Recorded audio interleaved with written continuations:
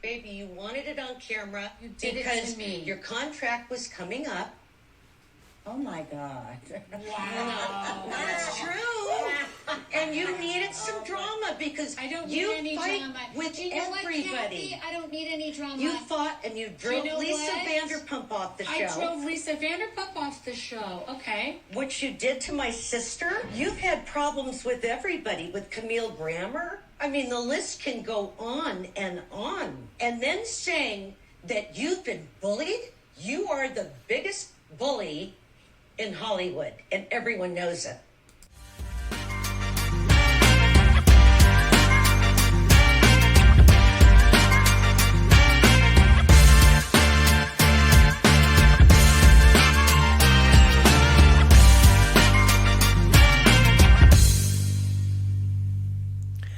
Hello. It's Chris Vetrano, host of The Gist. This is our second episode, but actually this is just one of our quick take episodes. This is why we call it The Gist, is because we've got these quick, snappy takes. But I had to take to the podcast. I had to bring the breaking news to you guys as it was happening. Incredible stuff happened last week and over the weekend in the Housewives universe. So the first thing is on Thursday, we were all sort of just counting down the moments until Jen Shah from Salt Lake City was going to be sentenced on Friday afternoon. And then as we were already sort of pacing back and forth waiting for that news, we ended up getting a huge bomb that Lisa Rinna announced that she was departing the Real Housewives of Beverly Hills. After 8 seasons on the show, she was grateful for her time, she quotes saying that she was grateful for her time and that they decided to mutually part ways with Bravo and her. Which we all know and can decode, that meant that Bravo did not renew her contract. So Kathy Hilton, I think, takes the win on this one. If you tuned in to our last episode, we did our top 10 moments of 2022. And number 10 was this very thing. I brought up that I felt like the Housewives universe and franchises were really at this like turning point because all of these things are playing out in the media. There's so much happening when the show is not actually airing. And so I think Bravo producers were really starting to try to scramble to figure out what are we going to do as Housewives has kind of become this new beast, and we're going to have to continue to deliver some really relevant storylines and make sure that we're delivering the same things that are happening and playing out in the news media. So Rinna versus Kathy. Kathy, after the season aired, Kathy called Rinna at the reunion the biggest bully in Hollywood, said that she fabricated all of the storyline and all of this story that played out of Kathy Hilton having a major meltdown in Aspen because her contract was up and she needed a storyline. And it seems as though maybe Kathy Hilton had some legitimacy behind those claims, because now, as we are seeing, Rinna is departing Real Housewives again after 8 seasons. So that is the first thing. Rinna is out. So I want to spend a minute just sort of like talking through that, because I think it's major. It's major in a lot of ways. And I think the first thing is I come with this with mixed emotions. Rinna, who will never probably hear this, nor will she see me promote it on socials because she has blocked me. We got into a Twitter feud. I think it was 2 seasons ago. We had a brief back and forth exchange on Twitter, and then I was blocked. I think she has actually since left Twitter, if I'm not mistaken. But she and I no longer have access to one another, which is fine by me, because now she is moving into the land of obscurity beyond Housewives. But I do have to say that, when Lisa Rinna first joined the cast 8 seasons ago, I was super interested in what she was going to bring to the show. She obviously had one of the most iconic Housewives moments in history of the franchise, of all the cities, when she, of course, lunged across the table at Kim Richards and broke her glass and proclaimed that no one should ever go after her family, or her husband, rather, which we're all still dying to know. What was the the allegations about the husband. I'm shocked that in 8 seasons no one managed to get that story out. But I think that that's because, which is what I'm gonna say about Rinna now, is that she was a real. She really knew how to play the game. I don't know if that was from her days on Melrose Place or from Days of Our Lives, like being a soaps actress, if she just really knew how to kind of play and manipulate the storylines. But she did that very well, where she was always sort of the center of the drama of all the seasons, but it was never about her. She always brought the drama about someone else. And that was the big thing that always played out season after season.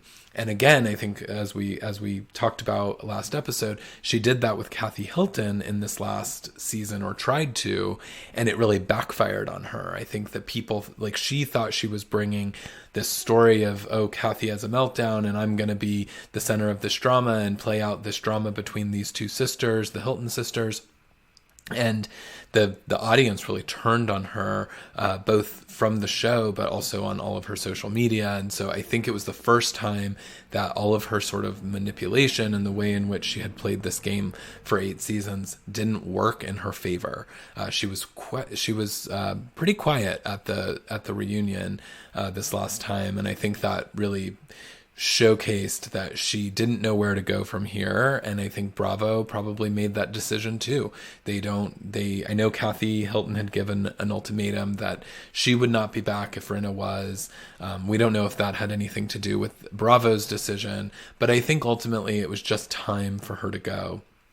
And so we have to say that, Rinna delivered some iconic Housewives moments. They will go on in memes and quotables for years and years to come. But I think it was time for her to go. And so Rinna is out, which is going to leave a lot. I think there's a couple things. There's one, I was a little disappointed because I was hoping to see sort of the fallout between her and Kyle, to see what had happened in this next season, that she kind of did all of this stuff against Kyle's sister, and see how Kyle and her sort of managed to either create a friendship or fall out. That was something that I felt was maybe there for the taking in this next season. But what I'm really interested in, again, I'm fine with her going, but I think what I'm really interested to see what happens is Erika Jayne, who people assume is getting renewed, though that has not been officially announced by Bravo. We know that until it's official, nothing is actually happening until they announce it. But we believe that Erika Jayne will begin filming. And it'll be really interesting to see her without Rinna, because for the last couple of seasons, Rinna has really been her sort of guide through all of this turmoil that Erika Jayne has been playing out, and making sure that she, when Erika's drinking too much and starting to say things that are potentially damning for her case, Rinna steps in and pulls Erika out of the party, and they head out and no cameras follow them. And I think we're in for a new version of Erika. And also, I don't know where Erika's alliances are. So we'll really see that play out. I think that will be interesting. So more to come on what's going to happen with Real Housewives of Beverly Hills. But Lisa Rinna, after 8 seasons, has departed. That was announced on Thursday. And then the other big thing that is coming out of Housewives news is, of course, Jen Shah was sentenced on Friday. We had been waiting what feels like an eternity to hear what was going to happen in this telemarketing scheme case that we all saw play out on last season of Real Housewives of Salt Lake City, when the FBI raided the Sprinter van looking for Jen Shah after she had just fled the scene. Wild television, again, another iconic Housewives moment that we will never forget, but we were all waiting to see what she was going to get. I think we were expecting somewhere between 10 to 12 years of jail time. So we were waiting to see how that was going to play out. On Friday, the judge did, in fact, sentence her to 6.5 years. So I would say that's about half of what people were expecting her to get. So she was obviously probably very happy with this. After pleading guilty, she knew she was going to have to serve some time. She asked for a year. The judge laughed at that. But 6.5 years. She's going to be reporting to a jail in Texas. I think it's minimum security prison in Texas on February 17th. So she's got a little bit of time to sort of get prepared for what is next. She claims that she is still, as part of the court case and part of the court documents, she said that she is still a cast member and that she is still making money from Real Housewives, which is how she plans to pay back the $6 million of restitution that she was ordered to pay back. She's also trying to create merch and do some other things to continue to do that. She told the judge that she would also be looking at money-making opportunities while in jail, which I don't think the judge was super happy to hear about. But I think, that's what any housewife is going to do. Teresa did the same thing. She wrote a book.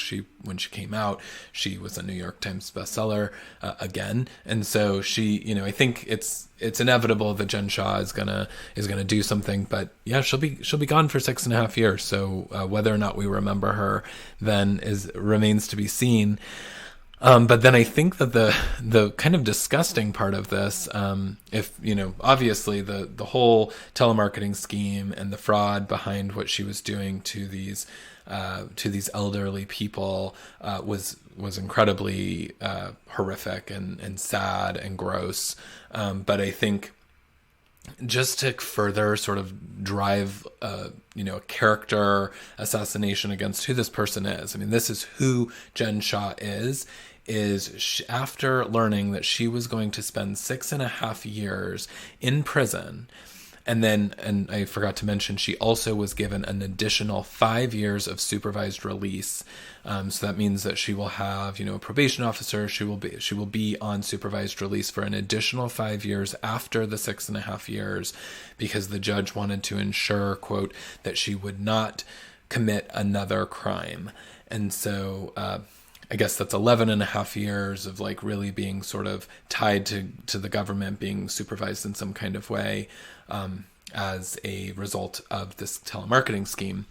But as we mentioned, 6.5 years was about half of what they were expecting. And so Jen Shah was seen out in New York the night after getting sentenced on Friday night at a lavish dinner party that she was hosting and throwing in New York City to celebrate her sentencing.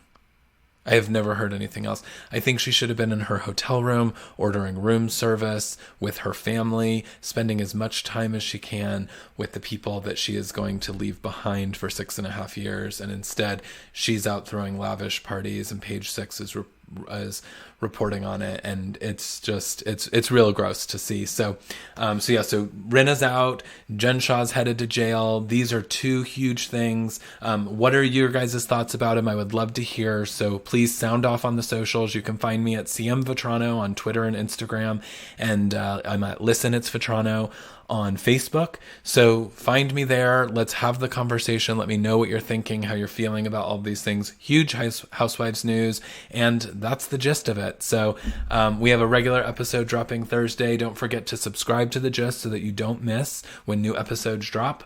And I will talk to you soon. Bye.